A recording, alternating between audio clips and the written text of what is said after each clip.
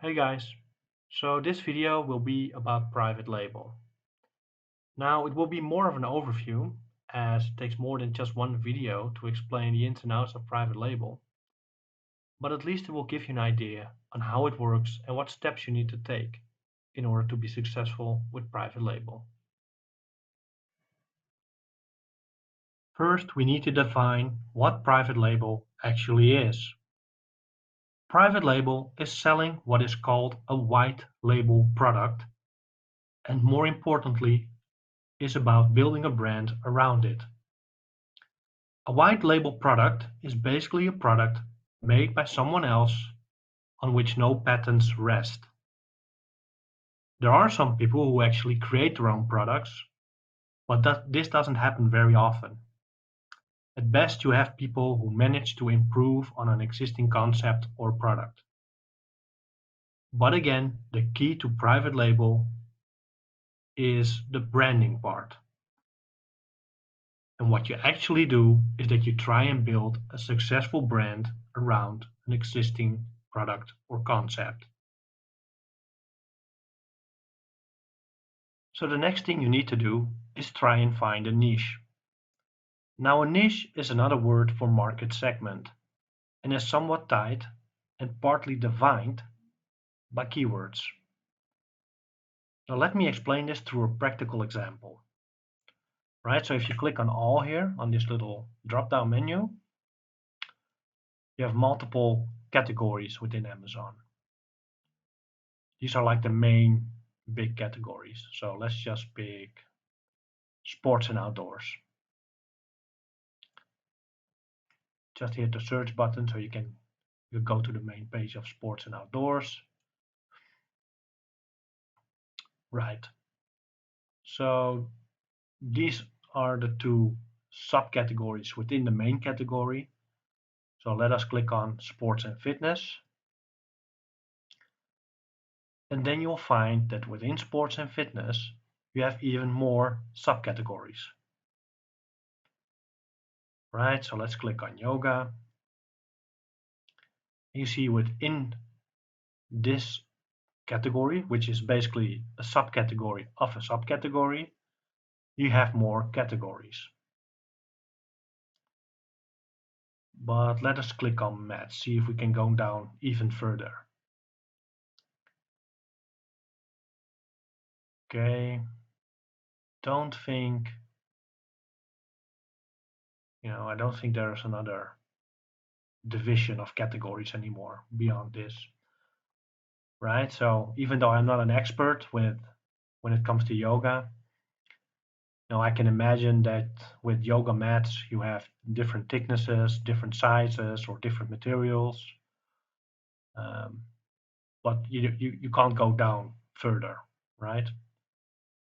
And this is basically what you need to do uh, if you want to sell a private label product. You need to go down as far as you can. The reason why this is that you want to target people as specifically as possible, right? Because you don't want to have people, for instance, if I go back to yoga and you only have like a private label product within yoga mats, you don't want people clicking on your ads or uh, basically on your ads or products if they're not interested in buying the mats. But for instance, they look at the blogs and say, "Oh, what's this mat? Oh, looks nice, but I'm not going to buy it." Right? You don't want this entire category. You also don't want people to look at your or click on your ads if they're not even interested in yoga, right? So this is why you go down as far as possible. And this is basically what niching is, or what niching down means. And niching down is basically another word for finding a niche or a market segment, right? It's all about focus. And once you have a yoga mat and you go, you grow, um, you might be able to sell yoga blocks, yoga clothing, mat bags. Although I think you can um, add a mat bag to your yoga mat, right? Because they're linked. But first you start with one product and then you gradually take over the niche and try and build your business from there. Once you've found your niche, it's important to do your research over a period of several weeks because you really need to understand your market fully and completely.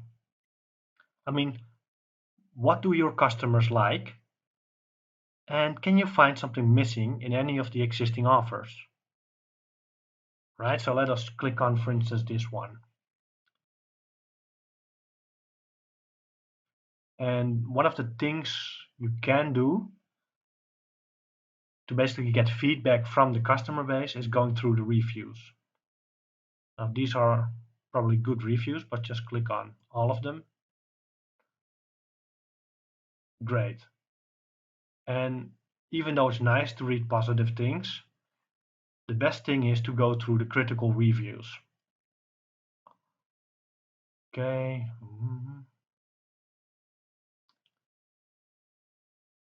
Just reading it, so give me a moment.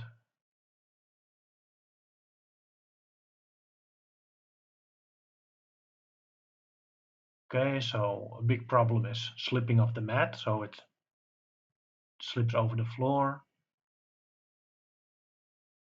It tears quickly. See, so it damages pretty fast. So you can use this kind of feedback to basically make your product better than the one is being offered right now. So,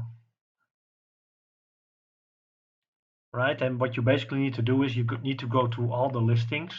So if you type in yoga mat here, okay, doesn't matter, just yoga mat. What I would argue you need to do is, okay, skip the sponsored ones, but go through all of these listings on the first page only and put them down in an Excel sheet. Right, so maybe even this one, best overall, best budget, but you really need to put in the work, right? You need to track this over several periods of days or weeks or whatever, but you need to take your time in really finding out what is missing, what will be your value into this market, right? I mean, anyone can just go to Alibaba.com, buy some cheap yoga mat, slap a logo on it, and sell it. But that doesn't make a product good. It doesn't provide value to your customers. So you need to think about your customers in this case. I mean, if you just look at this page alone, right? I mean, you really need to go through it and really understand why these guys are on the first page. I mean, what makes them really good compared to, say, where is the paging? Oh, here. People on, well, you can go. You have 7 pages, so I'll go to the last page. Okay, just go to the 4th page. Doesn't really matter. But you need to know why these guys are low and not on the first page, and basically what makes their listing successful. And that is basically another aspect of your market research. That is that you need to find highly converting keywords, not only on Amazon, but also on Google, because these are ultimately the main determining factors of your success. I mean, you can have the best product on the market, but without the right keywords in place, you will not be found by your customers. Sorry. And as a matter of fact, some keywords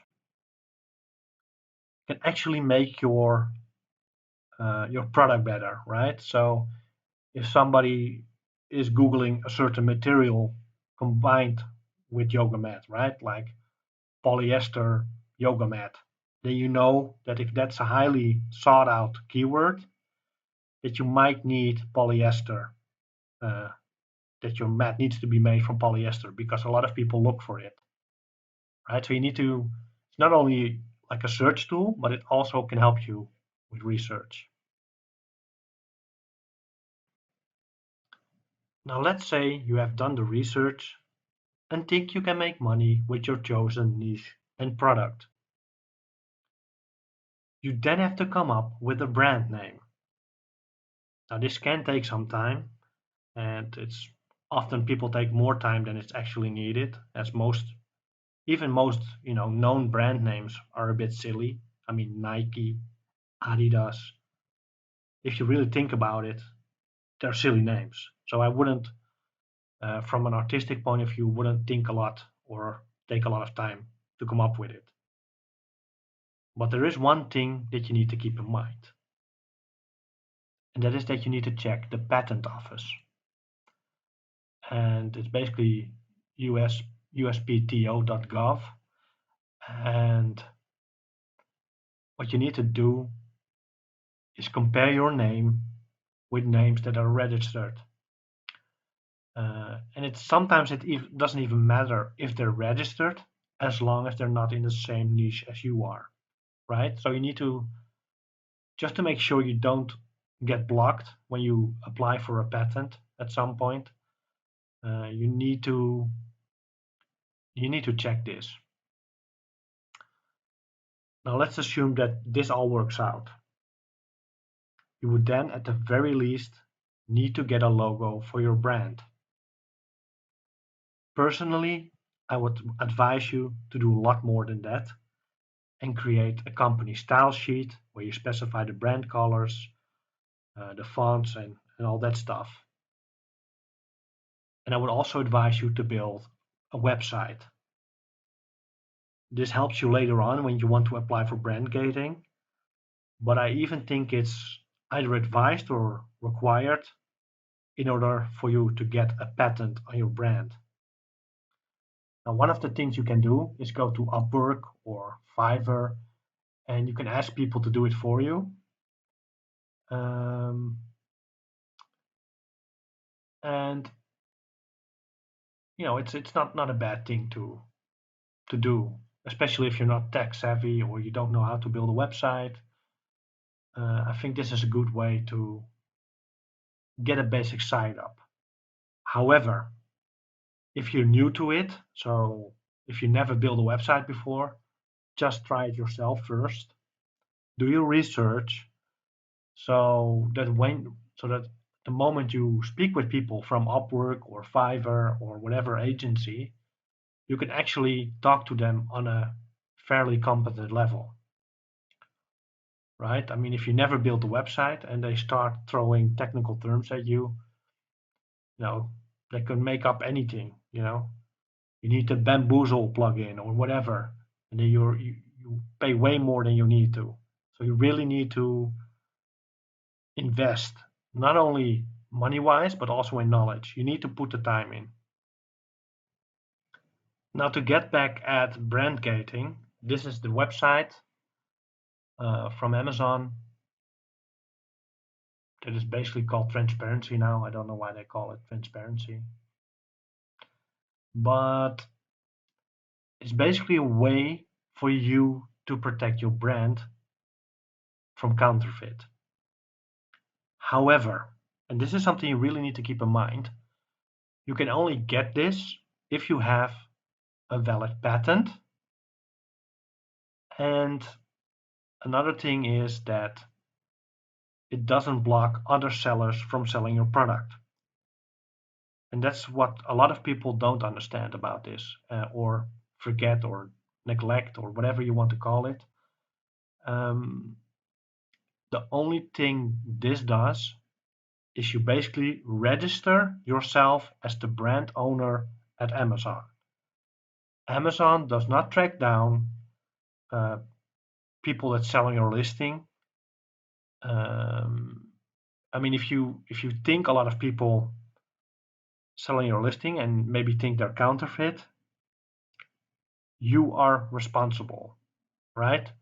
So personally, especially if it's your first product, this is not something I would do necessarily, only if you have enough money, right? Go to the patent office, register your brand, then apply for brand gating. And you need to keep in mind as well that it will probably take you like 10 months before your patent gets approved.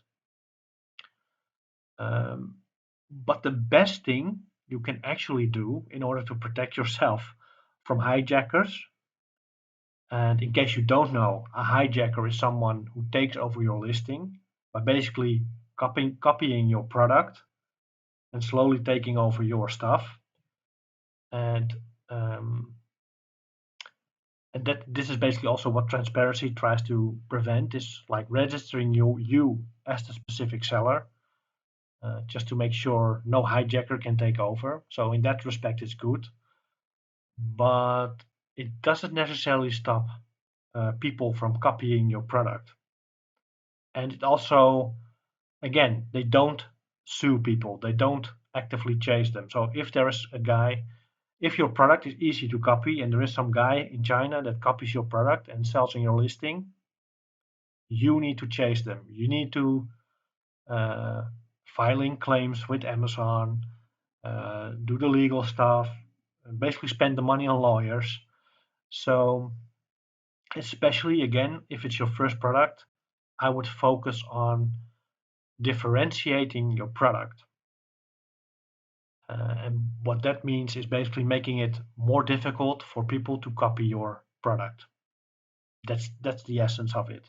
So add something that it's not easy to be found, or get a material or a certain mold or whatever. But don't just think you can buy a mug or a coffee cup in China, slap your logo on it, and think you'll be safe. Not even with this, because if it's successful, someone will try and take that over. Now, part of the aforementioned research is to make sure you can turn a profit. Now, this isn't really rocket science, as you basically look for the product on Alibaba and contact several suppliers and ask them for quotes. Right? So in this case, let us just click yoga mats. Yoga mat, fine.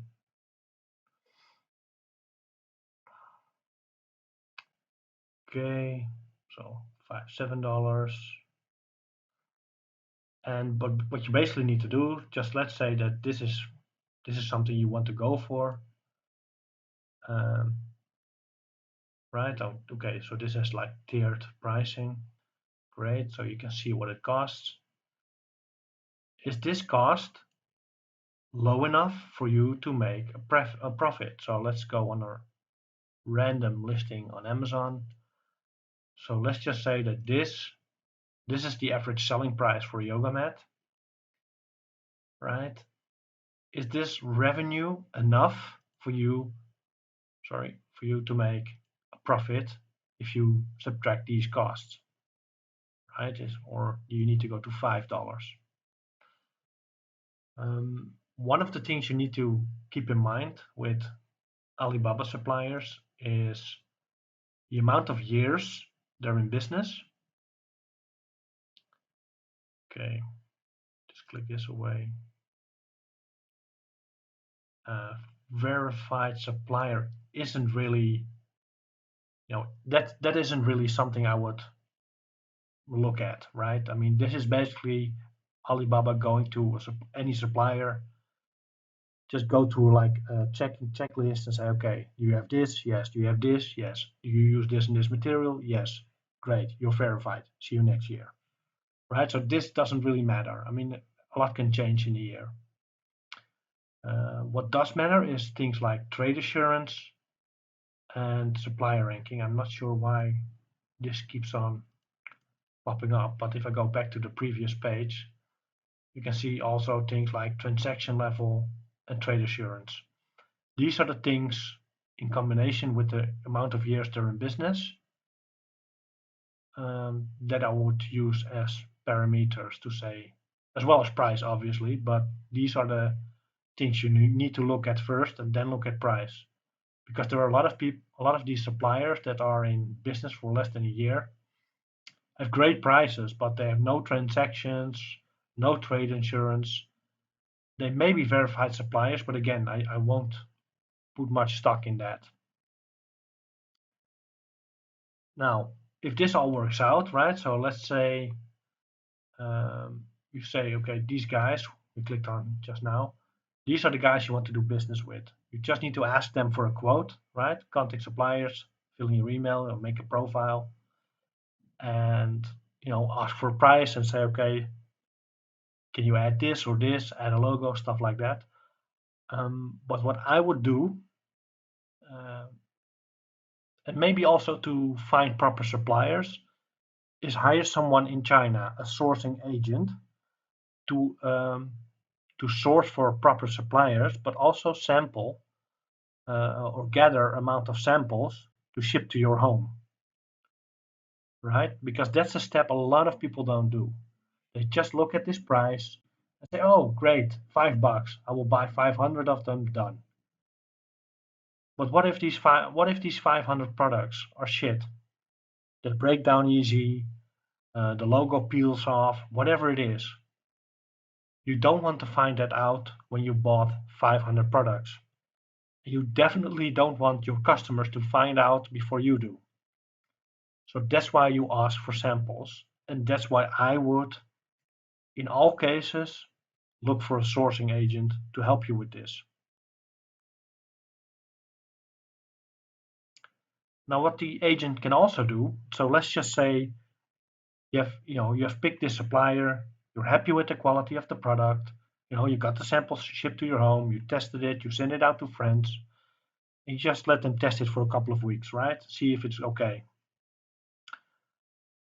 What the agent can also do is they can check like periodically at the site itself, right? So check every say 50 items, see if the product is still good, and check when it's shipped, right? If they're packaged right, make sure it's above the ground, not like some cardboard box on the floor, whatever. You can even ask them to make a video of the whole process, just to uh, keep your mind at ease, right? So again, having someone there on the ground is vital. Now, once you've placed the order with the manufacturer, it's time to create the actual listing. And the key part in this is using the previously researched keywords in the text. Now, I've taken an example of what not to do, because a lot of people make the mistake of putting their brand name in first. Now, this might work for a big brand like Nike or Coca-Cola, but you have literally zero brand recognition at this point. You're new. You're nobody in this market yet. So please make sure you put the highest converting keywords first, and also make sure it's human readable. I mean, if this is like what I've picked up here, it's an example where I would say, okay, I assume Dream Slim is it's the brand name, definitely. See, Dream Slim by Dream Slim. Um, Go Sweat. So that's basically their sub brand, right? Like a type, like Nike Air Jordan or whatever. Hot Yoga Towel. Okay, so this might be uh, something I would put not here, maybe here, but I would replace this with say super absorbent, 100% microfiber, anti-slip suede. This is already too much, I think. Non-slip, anti-slip, non-slip. There's a lot of synonyms here where I would skip. So I would basically say things like uh, an anti-slip, super absorbent, microfiber hot yoga towel. right? And then you can skip a lot of this crap and even the brand name because it's already below there. You can, dump it behind it, at the end, but it's already says it here, right? By Dream Slim, Dream Slim. Another thing I would do is put the logo of this Dream Slim people on the actual picture. So not as an overlay, but on the actual product. Because I think it's even not allowed by Amazon to put your logo as an overlay or your brand, but you can put it on the product, right? On the corner, like here, say put Dream Slim in here. That's what I would do. And again, this is not readable, right? And the problem with this is that you might get picked up by the searching algorithm. So you turn up at some level when people type in Bikram hot yoga towel or whatever, or super absorbent hot yoga towel. But once they get there, it's like, okay, a bit busy, right? So it needs to be clean. You need to strike a balance between human readability and uh, how quickly you can get found or how good you can get found. And I would say that this is too much.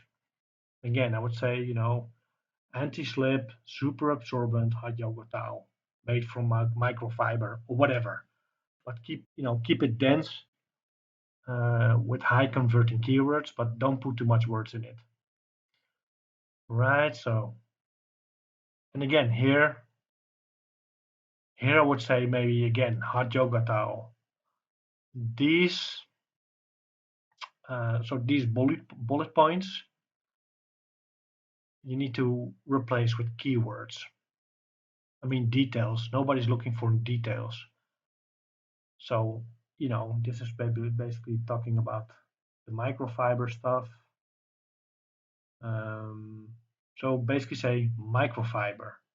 This is 100% microfiber yoga mat, giving you this and this um, advantage or perk compared to other yoga mats. Get fit but stay comfortable. I mean, these are not keywords, right? So I will put in the keywords here. So if silicone gel dots is important for people that practice yoga on mats, or in this case it's a towel, I would put it here. Silicone gel dots. Silicone gel dots are blah blah blah blah blah. Hot yoga towel or best hot yoga towel or whatever. This is actually a good one, non-slip or anti-slip. Skitless, I'm not sure if that's a name or that's a word, but fine. Um, right, so when you build your listing, this is the most important thing, right? So just like with Google, in the title, you need to put in your big focus keywords, and then put in either double or secondary keywords in here. Um, and and the next thing you need to make sure is have a good picture with a white background. So this is actually a pretty nice picture. It's good enough. But again, I would put in the logo here at some point, right? Not as an overlay because that's not allowed, but put it on the product itself, right? Buy one, get another for free. The only thing I miss here is a compelling, um, live action photo or picture. I mean, this is nice, but what you need to keep in mind when it comes to advertising is that you want to see a face, right? You see the back of someone, and that's generally not what you want. It has a nice yoga pose, I assume, but you need to see like smiling people using your product. That's basically what you want. So the listing is done, and your product is in the Amazon warehouse. The problem is that if you don't do anything, then it's very likely that this is where your product will be for the foreseeable future. So in order to get things going, you can contact influencers. Influencers are people who are very active in your particular niche on, say, Instagram, Facebook, Twitter, Snapchat, and have their own following on these platforms. And these people are more likely to buy your products because they trust these people.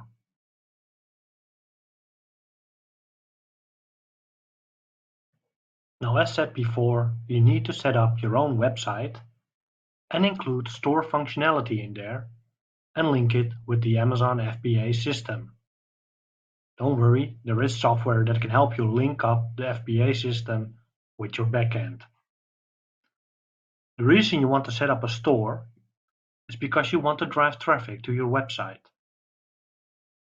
Because Amazon is a means of distribution in the end, and you want people to buy from you and your store, not necessarily Amazon.